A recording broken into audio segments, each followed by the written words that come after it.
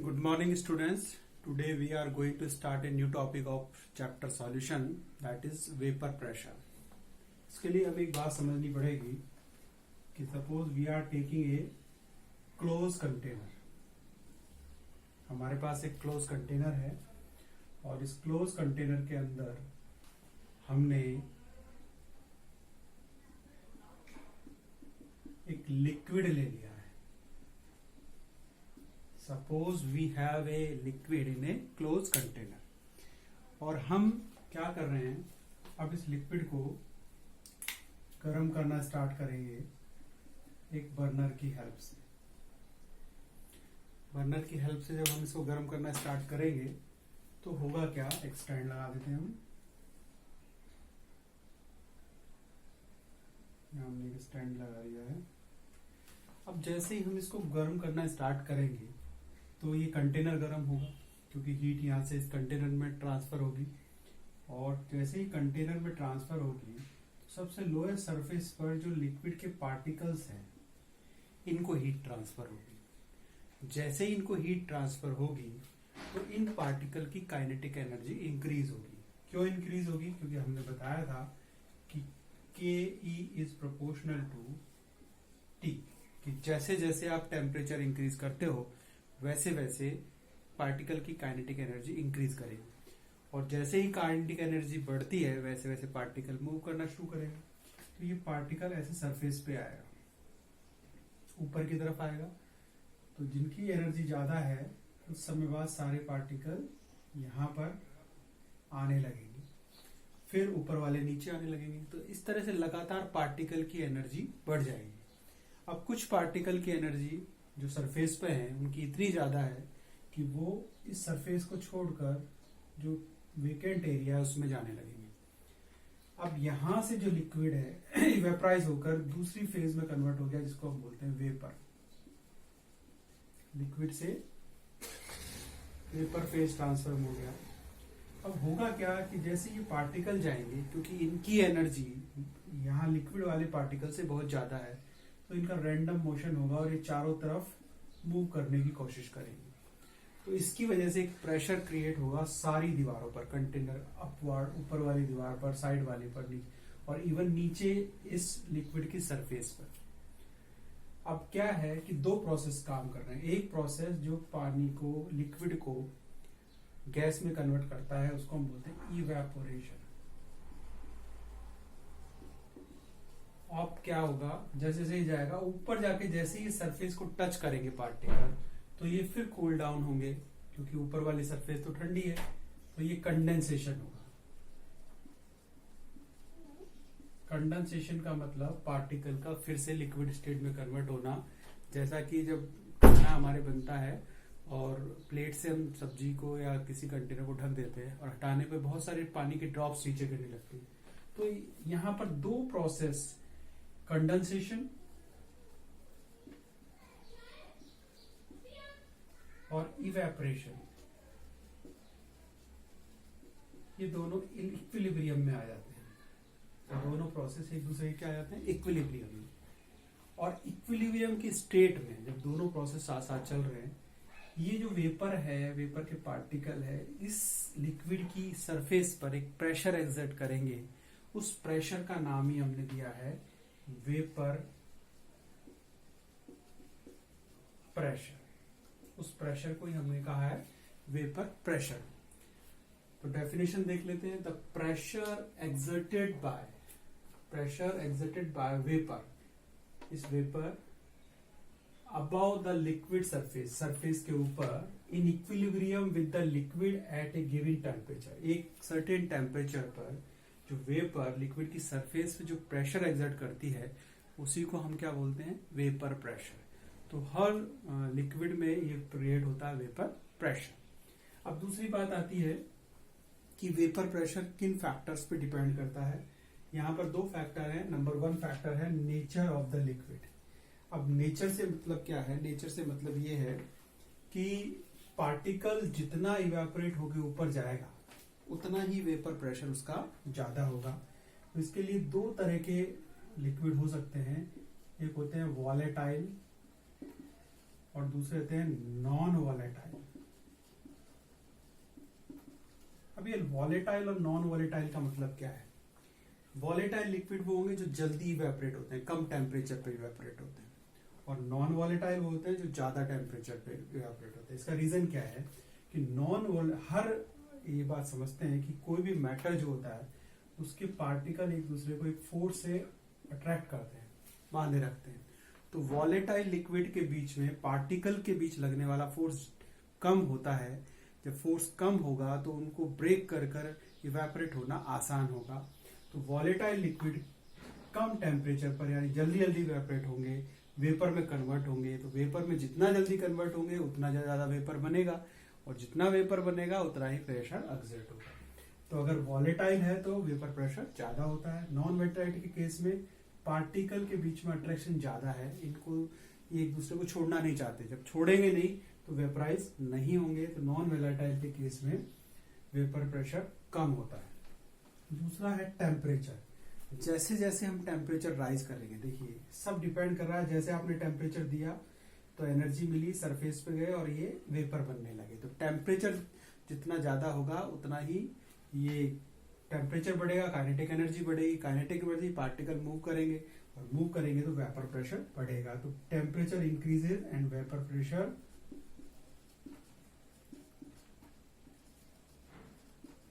Increases, यानी कि temperature बढ़ने पर वेपर प्रेशर बढ़ता है। तो ये बात हमें समझ में आ गई।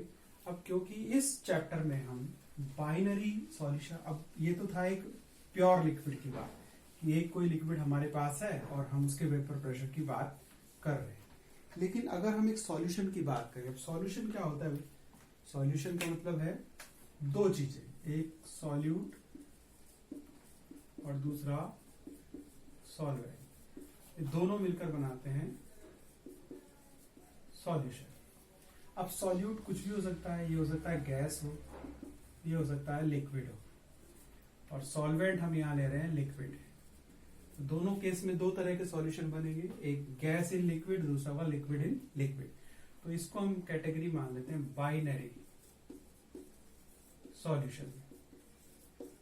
अब क्या होगा, अब हम दूसरी चीज देखते हैं। देखिए बाइनरी सॉल्यूशन में पहले तो एक ही तरह का लिक्विड हमारे पास था, अब दो तरह के लिक्विड होंगे। अब दो तरह के लिक्विड होंगे तो उनकी नेचर अलग अलग होगी, अलग अलग नेचर होगी तो वो अलग अलग प्रेशर एक्सर्ट करेंगे।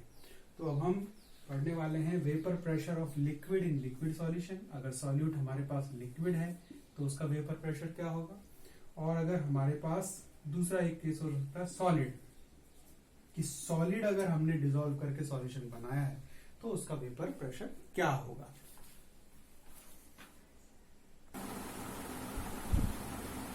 अब हमने एग्जांपल ले लिया है एक ऐसे सॉल्यूशन का जिसके अंदर लिक्विड लिक्विड सॉल्यूशन है।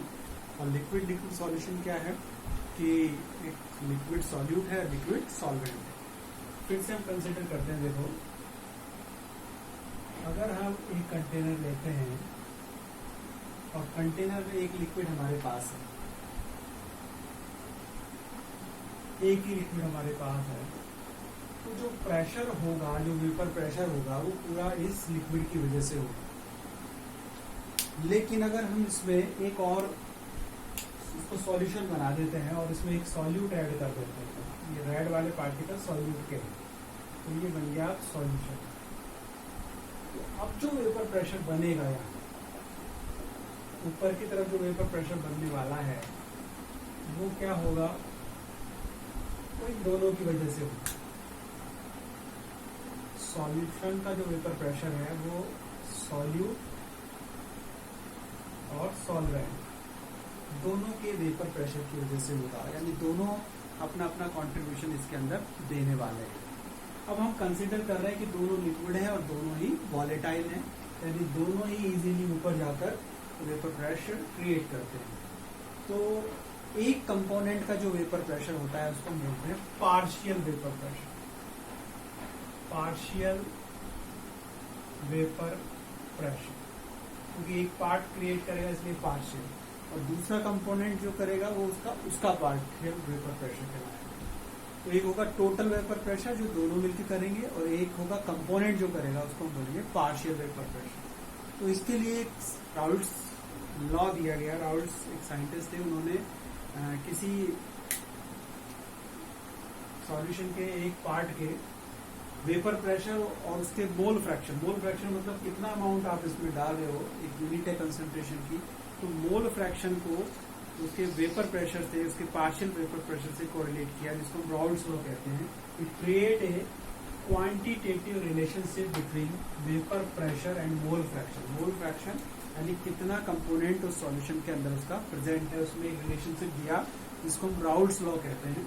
और इस लॉ के अकॉर्डिंग क्या है, for a solution of volatile liquid, हम मान रहे हैं कि दोनों सॉल्यूट और सॉल्वेंट वॉलेटाइल हैं, the partial pressure of each component, हर कंपोनेंट का पार्शियल प्रेशर सॉल्यूशन के अंदर is directly proportional to its mole fraction. उनका जो पार्शियल वेपर प्रेशर होगा वो उनके मोल फ्रैक्शन के डायरेक्टली प्रोपोर्शनल होगा। अब इसको हम देख लेते हैं कि सपोज हमने एक कंपोनेंट ए मान लिया और ये कंपोनेंट को हम मान रहे हैं सॉल्यूट, तो सॉल्यूट के लिए पार्शियल वेपर प्रेशर 1 वाले के लिए हम P1 लिख रहे हैं और इसका मोल फ्रैक्शन हो गया X1, तो P1 is proportional to X1, this is according to Raoult's law.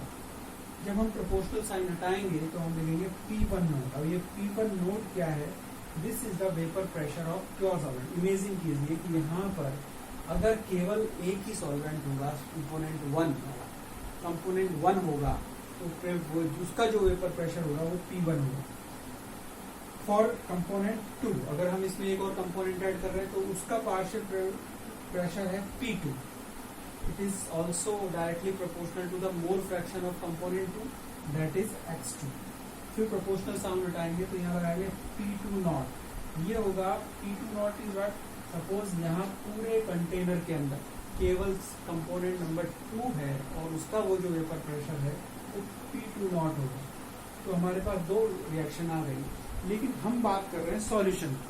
तो सॉल्यूशन का वेपर प्रेशर निकालने के लिए हमें क्या करना पड़ेगा, हमें दोनों कंपोनेंट के वेपर प्रेशर को ऐड करना पड़ेगा। Total pressure over the solution phase container, यानी जो सॉल्यूशन बना है, ये जो सॉल्यूशन बना है इसके ऊपर जो टोटल प्रेशर को हम कैसे निकाल सकते हैं, इसके लिए हमने, क्योंकि ऊपर वेपर बन गई, वेपर मतलब गैस, जब गैस का प्रेशर क्रिएट करते हैं तो हम Dalton's law of vapour pressure के अकॉर्डिंग इसको वो कर सकते हैं। तो डाल्टन्स लॉ जो है, डाल्टन्स लॉ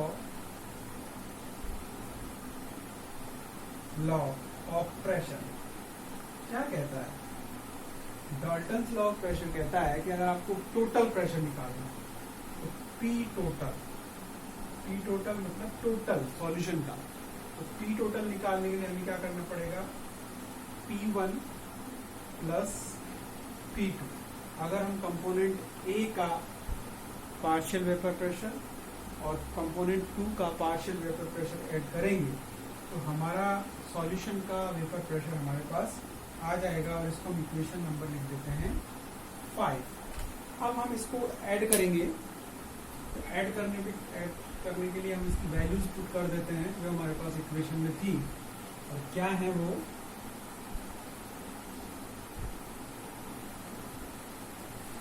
क्या वैल्यूज हैं लिखते हैं। P टोटल निकालने के लिए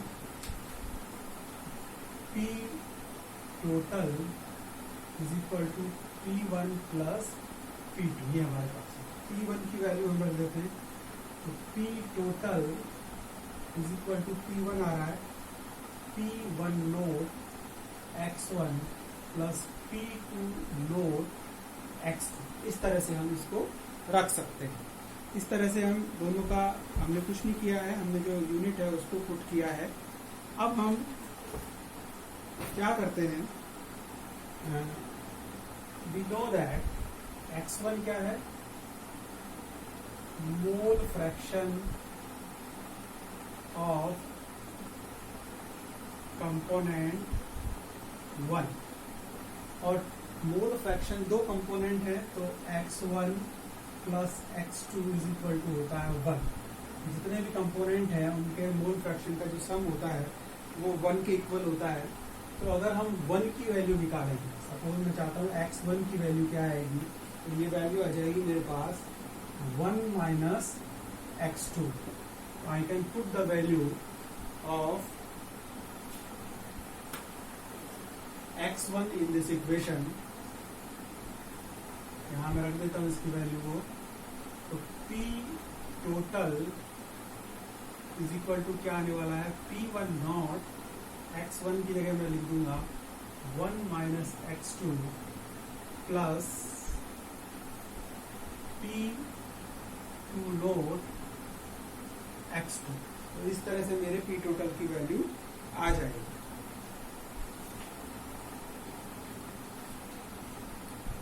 तो इसको आगे सॉल्व करते हैं, तो आएगा P1 not minus P1 not x2 plus P2 not x2। अब हम इसको लिख सकते हैं P1 not plus P2 not x2 minus P1 not x2।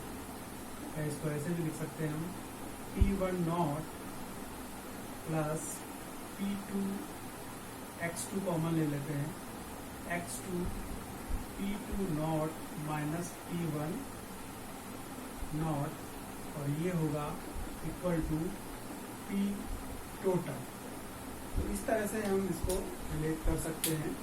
अब देखिए इसमें इम्पोर्टेंट बात क्या है, यहाँ पर हम क्या क्या बात हमको समझ में आ रही है। पहली बात तो हम टोटल प्रेशर को, टोटल प्रेशर जो हमारे पास आ रहा है वेपर प्रेशर, उसको हम दोनों मोल फ्रैक्शन यानी दोनों कंपोनेंट के मोल फ्रैक्शन से इसको रिलेट कर पा रहे हैं, उसके वेपर प्रेशर से पार्शियल वेपर प्रेशर रिलेट कर पा रहे हैं, एक कंपाउंड के साथ भी उसको रिलेट कर पा रहे हैं। तो ये जो रिलेशन है कि जैसे से मोल फ्रैक्शन के साथ साथ वो कैसे वेराई करता है, ये हमको इस राउंड कर्व से पता चलता है। देखिए इसको हम एक ग्राफ से रिप्रेजेंट कर सकते हैं। हम एक ग्राफ बना रहे हैं, लेकिन इसको ध्यान से ही समझने की बात है। यहाँ पर हमने ले लिया x1 इज इक्वल टू 1 और यहाँ ले लिया x2 इज इक्वल टू 1। यहाँ पर x2 इज इक्वल टू 0 है और यहाँ x1 इज इक्वल टू 0। तो इसमें समझने वाली बात क्या है वो देखते हैं हम।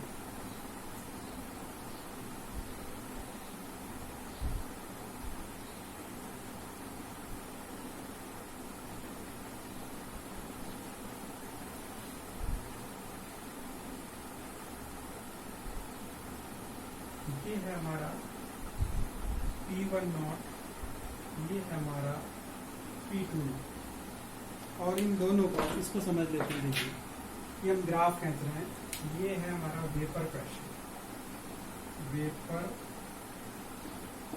प्रेशर, और ये हमने ले लिया है मोल फ्रैक्शन। अब समझिए, अगर हमारे पास ये कंटेनर में, इस कंटेनर में केवल ये वाली कंडीशन को समझना है कि हमारे पास केवल कंपोनेंट 1 है, तो इसका मतलब मोल फ्रैक्शन का 1 होगा। तो पूरा का पूरा कंपोनेंट कौन हो गया, कंपोनेंट 1। जब कंपोनेंट 1 होगा तो वेपर प्रेशर जो पूरा उसका है लिक्विड का, वो 1 की वजह से होगा और वो कहलाएगा vapour pressure of pure component 1। तो x1 यानी पूरा मोल फ्रैक्शन 1 है, x1 इज इक्वल टू 1, यानी पूरे लिक्विड केवल कंपोनेंट 1 है, तो उसका वेपर प्रेशर प्योर ये वाला कहलाएगा। ये वाली कंडीशन है जब हम मान रहे हैं कि इसके अंदर केवल कंपोनेंट 2 है, तो जो भी वेपर प्रेशर होगा वो कंपोनेंट 2 की वजह से होगा, और that is known as the vapour pressure of component 2, pure component 2। लेकिन हम बात कर रहे हैं कि भाई दोनों उसके अंदर है, P1 भी है और P2 भी है। अब देखिए इसका ऑब्जर्वेशन देखिए, धीरे धीरे जैसे जैसे इधर जा रहे हैं तो x1 का कंपोनेंट कम होता जा रहा है, क्योंकि हम उसमें x2 ऐड करते जा रहे हैं। तो जैसे जैसे कंपोनेंट कम होगा तो इसका वेपर प्रेशर कम होता जाएगा, और लास्ट में जाकर जो x1 है वो हो गया 0, यानी यहाँ पर x1 है ही। तो इस समय जो वेपर प्रेशर होगा वो केवल कंपोनेंट 2 की वजह से होगा, दैट इज P2 नॉट। यही केस इसका इधर देख लेते हैं, जब कंपोनेंट 2 ही होगा तो पूरा वेपर प्रेशर उसकी वजह से होने वाला है, लेकिन इधर आने पर जैसे जैसे कंपोनेंट x2 कम होता जा रहा है वैसे वैसे इसका वेपर प्रेशर भी कम होगा। तो हम इसको टोटल वेपर प्रेशर का से निकालेंगे। अगर हम इस लाइन को ऐसे ज्वाइन कर दें, हमने ये लाइन ज्वाइन कर दी है, दोनों को मिला दिया, तो ये जो लाइन है ये कहलाएगी P total. P total is equal to P1 not plus P2 not, यानी हम दोनों के पार्शियल वेपर प्रेशर को ऐड कर दें तो हमारे पास सॉल्यूशन का टोटल वेपर प्रेशर आ जाएगा, जिसको हम लिखेंगे P टोटल। अब देखिए इन सबसे कंक्लूजन क्या निकल रहा है। पहला है total vapour pressure over the solution can be related to the mole fraction of any one component. आप टोटल प्रेशर को किसी एक कंपोनेंट के साथ भी रिलेट कर पाते हो। दूसरा है total vapour pressure over solution varies linearly with the mole fraction of component. जो दूसरा कंपोनेंट है, कोई x2 कंपोनेंट है, उसके साथ हमारा जो मोल फ्रैक्शन है टोटल वेपर प्रेशर वो लीनियरली वेराई कर रहा है। जैसे जैसे x2 बढ़ता जा रहा है वैसे वैसे इसका वेपर प्रेशर भी टोटल P टोटल की वैल्यू भी बढ़ती जाती है। तो इस तरह से हमने आज vapour pressure of liquid solution का पढ़ा। नेक्स्ट में हम वेपर प्रेशर पढ़ेंगे सॉल्यूल एंड लिक्विड। Thank you.